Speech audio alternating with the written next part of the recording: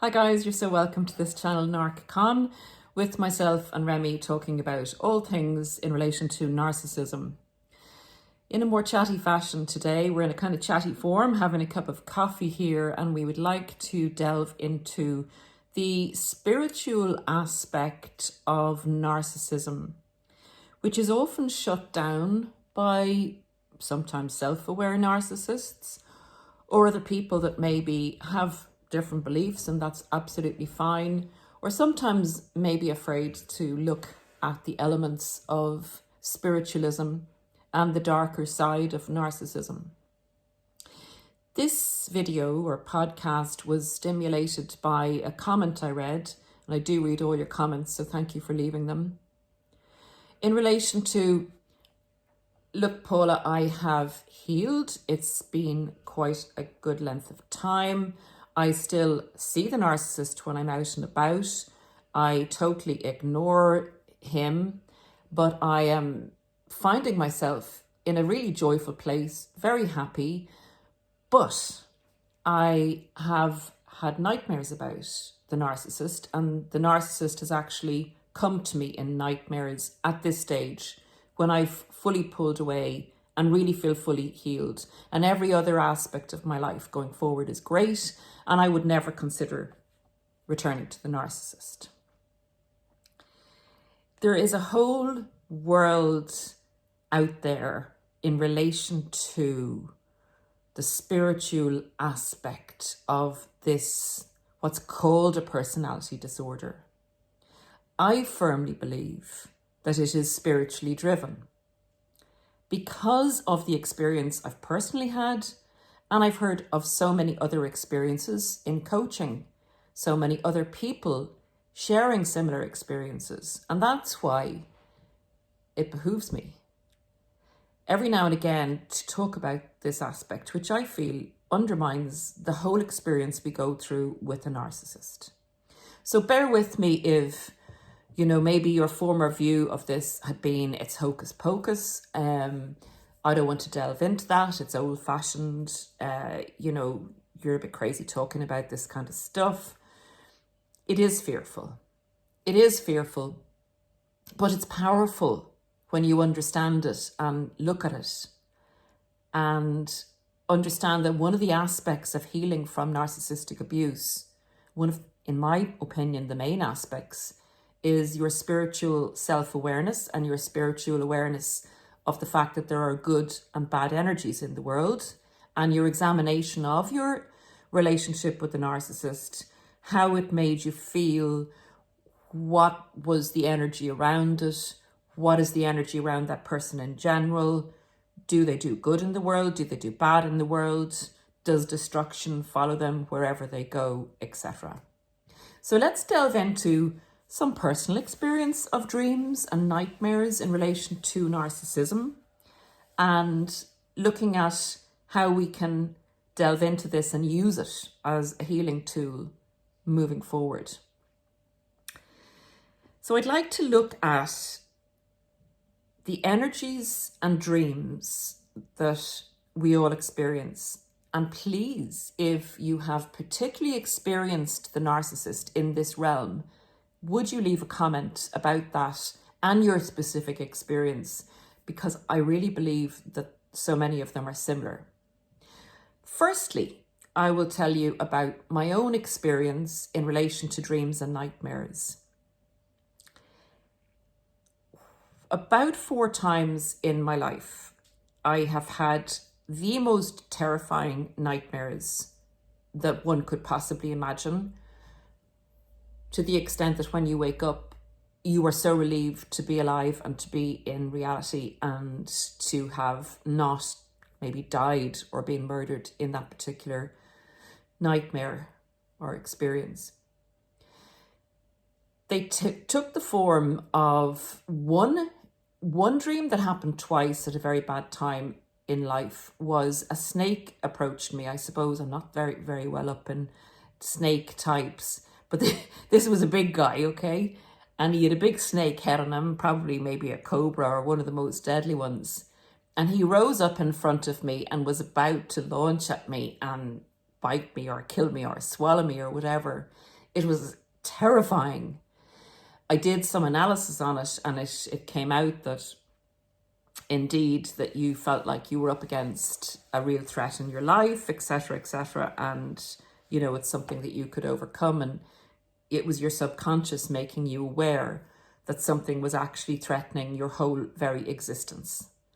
So I took that on board, and I really worked on myself and the situation I was in. The other two dreams, and we're going to get to the spiritual Hoover very soon. The other two dreams I had was I was actually facing a demon, and I knew in the dream or the nightmare that it was a demon. And one of these dreams actually happened while in the relationship with the narcissist. And that's why I'd like to get into this aspect. Actually, I remember being woken up by the narcissist, and him telling me, well, you're obviously having some kind of nightmare because you were moaning and kind of gesticulating and kind of shouting and seemed very distressed in your dream. I firmly believe, without being hooky pooky or whatever you want to call it, that we recognize an energy that's around us, and we have this element to ourselves that is spiritual, that isn't explainable in, you know, this. It's like our sixth sense. It's not explainable in the taste, talk, whatever, sight, vision, but we can feel it in an energetic field. And I believe that we can feel it because we're all connected. We're all part of energy. We're all energy particles in, maybe you want to call it the divine conscious, but that we're all elements of the same. And we can feel while we're moving within this whole body when something is dangerous, something is good, something is bad, and that translates. And sometimes within ourselves, when we dream and have nightmares, we pick up on the energies that are either beside us, around us, or far away from us, but that we're connected. And we get the movie of the feeling in a dreamlike state or a nightmare. And it's important to pay attention, because what's going on in our subconscious is trying to tell us and trying to alert us to senses that we haven't used maybe a lot in life, or that we push down with our logical brains. So it's not always good to fight narcissism using our logical thinking. It is good in circumstances, but it's very good to pay attention to our emotional state or subconscious reactions to the energies that are surrounding us. So you guys have told me, you've told me in comments, you've told me in coaching, that in the relationship, that during the relationship, you have had disturbing sleeps, you've had nightmares, you've been, feeling high anxiety and not knowing where it was coming from, because you may have been in a good phase with the narcissist. But underlying, whether you call it energy, spiritualism, God warning you, whatever you want to call it, people have experienced it to the same degree and in the same way. That's all I'm saying, putting that out there. After the relationship, which is kind of what the question was in the beginning, and I'm addressing the spiritual Hoover here of the narcissist. After the relationship, when all is said and done, maybe you were very badly discarded, maybe you walked away from the narcissist because they were cheating, financially abusing you, physically abusing you, or you woke up and realized this person does not have my best interests at heart. In fact, they have the opposite of best. Excuse me, just taking some coffee. So,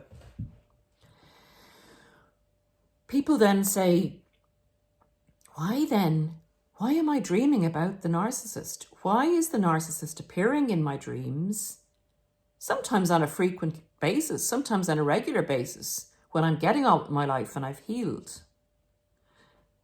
In my opinion, we pick up on the spiritual energy of another person, as does the narcissist.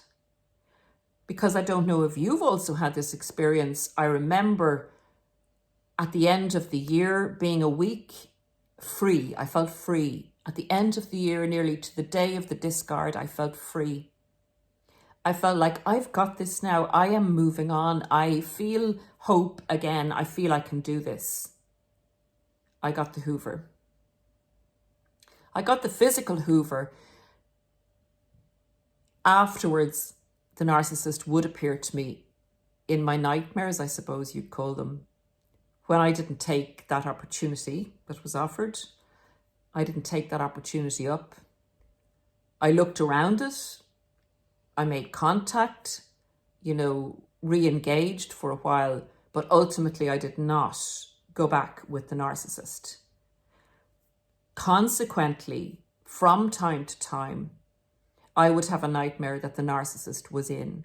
It wouldn't be explicable. It wouldn't be a definite thing. But the narcissist would appear in my dream world again. I believe this happens because the narcissist is thinking about you, is contemplating your possible escape, whether that's on a conscious level or a subconscious level, or they've heard something about you. There is an intense bond that forms because of the amount of manipulations a narcissist will run on you to really embed you into their world and their reality. And that takes unhooking over time. It's a complex process because the narcissist would have attacked you on all levels, on the psychological, emotional, physical even, and spiritual levels. And this does take time to unhook yourself from. That's the best way I can put it. It's like getting out of the spider's web. And I believe that spiritually, when you've had a connection like that, and you've also had a physical experience with the narcissist, which is a very spiritual attachment or union, particularly if you have had a physical relationship with a darker energy site or force that stays with you for longer. I believe the narcissist is thinking about you when you have a dream about them or a nightmare about them in your healing process or after you feel you've healed. It's as simple as that. You can believe it or not believe it, poo-poo it, or whatever you want. I'd be very interested in hearing your views in the comments. But the way to finally escape the narcissist, and imagine how insidious it is, that their energy is so pervasive and so destructive that they try and enter into your world again when you've blocked them in every way possible with a spiritual Hoover. Really, guys, we've been given a gift, and particularly if you're an empath. And another thing that I've come across recently that somebody sent me in an email was to look into clariscent, being a clariscent. So I'm definitely going to do a video about that because I think it's important that we understand the different gifts and the different energies that we have when you've chosen to walk in the light. Again, self-aware narcissists in particular do not want or like to hear about the spiritual explanation for their condition. They do not like to hear about things like karma. I mean, why would they? That would be, in effect, holding them accountable for their actions. As if their actions were wrong. Their narcissism will not let that in. Their narcissism is sometimes happy to accept that they have a personality disorder because that kind of makes them special in some way. And, it's kind of like, well, this is a result of, being treated badly as a child. And of course, that is in part how they've developed this personality disorder. So it's kind of sexy in a way to, say, well, I have this personality disorder, I'm special, this is different, and this is why I do things, and I can explain it to you so you can understand why I do things like this. But when you say to them, the energy behind what you're doing is deviant, is dark, is destructive, is dangerous, the spiritual drivers behind it are unpleasant, they don't want to talk about that, because that's putting the truth on the negativities that they display. And it is holding them accountable. I mean, why, going a bit off topic here, why does one person who's had a deep trauma in childhood become an empath? Why does the other person decide to become a narcissist? I've said this before. We have two wolves in us. We have the good wolf and the bad wolf. And whichever wolf we feed, we become. Whatever wolf we choose to feed, we become. So psychology, and that's an old Indian theory and an old Indian proverb or saying, which I totally believe in. It's a very good explanation for why some people are narcissists and why some people are empaths. So no, the narcissist does not want to delve into the spiritual aspect of their disorder, or the fact that if you destroy and destroy and destroy, that destruction comes back to you and you live by the sword, you die by the sword. And there is such a thing as karma, a present karma in this life. Because the spiritual aspect of narcissism is so powerful, narcissists will do their very best to deny this. Even in psychology, you know, because there's an explanation for narcissism and the patterns that narcissists follow, it's cleaner to understand it in a psychological way, because they always do the same thing. They're very boring. They follow a pattern of behavior and there's nothing special about them. It's easy to predict what they'll do, or at least the probabilities of what they will do, and they're all the same. Put a label on it, put the label on the file and put the file in the drawer, and then we know what it is and we can deal with it. And it's like it cleanses it or it cleans it. It's just an aspect of humanity. Actually, it's a very dangerous aspect of humanity, and psychopaths and narcissists do an awful lot of evil in the world, are very dark. And it is unknown how devilish they actually are, because it's not spoken about a lot. People don't speak about their dreams enough, or their nightmares, and the fact that although they've gone no contact on a narcissist and totally clear them out of their energy, the narcissist still persists to get at you in a spiritual way. So you might say, I'm with you here, Paula, I'm with you. I've gotten those dreams, I've had those dreams. How do I stop them? I would say increasing your awareness is a big start, and accepting that there are good energies and bad energies out there, and that redefining who you are and who you want to be, and the fact that early on in life or midway through your life or whenever, you chose the good wolf over the bad wolf. You chose to feed the good and do things from an empathic point of view. You didn't destruct. You tried to grow and progress and self-develop and help others and help yourself. When the narcissist came along, you got mixed up. They tried to bring you into the darker side of yourself, which we all have. We all have. They concentrated on your ego. They engaged that side of yourself.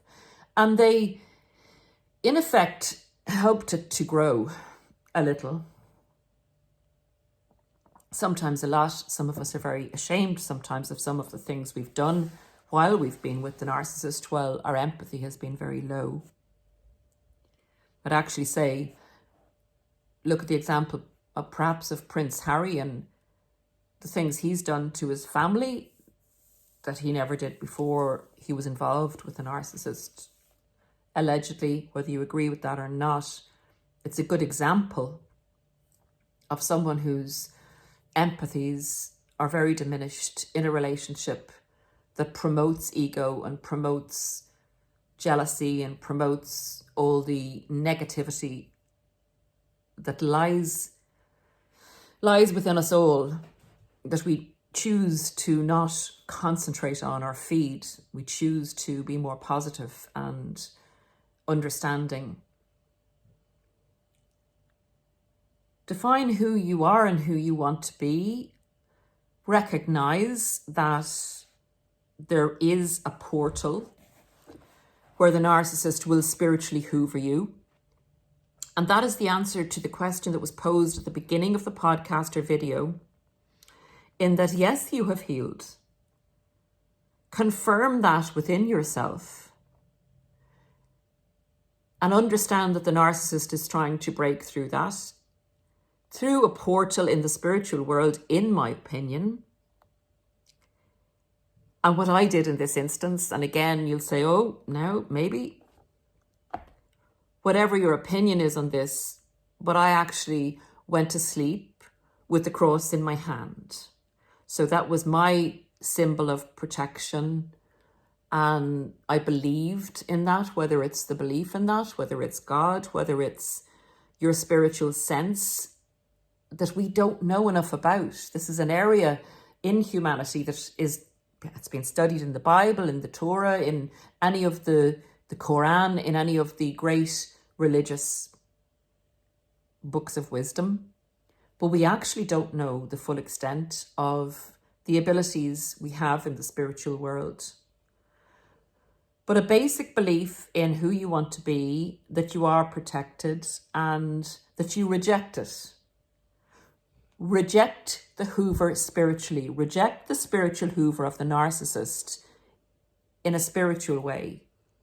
And I believe finally you won't be visited by this, or if you are visited by the narcissist in a nightmare or dream going forward, it'll be a confirmation that they can't actually get at you, that there is no further way in, and that you are so far on your journey. I hope you will see them in the distance as a tiny pinpoint going off somewhere else, well away from you, as you rise up into yourself and to who you are, and to know that they didn't take you down, to know that you're a better version of yourself after your encounter with someone who lives in a dark energy. And that's the best way I can describe it. Fine, a personality disorder, but someone who lives and breathes and acts in a destructive and negative way, covered up by whatever mask they wear to con people into believing that that is not the case. Guys, I hope that's been of some help in relation to my views on why we dream and have nightmares about narcissists or darker energies. See you again soon. Keep up the good fight. Know that you have the power to heal yourself, and your belief in yourself is far more powerful than what the narcissist tried to make you believe about yourself.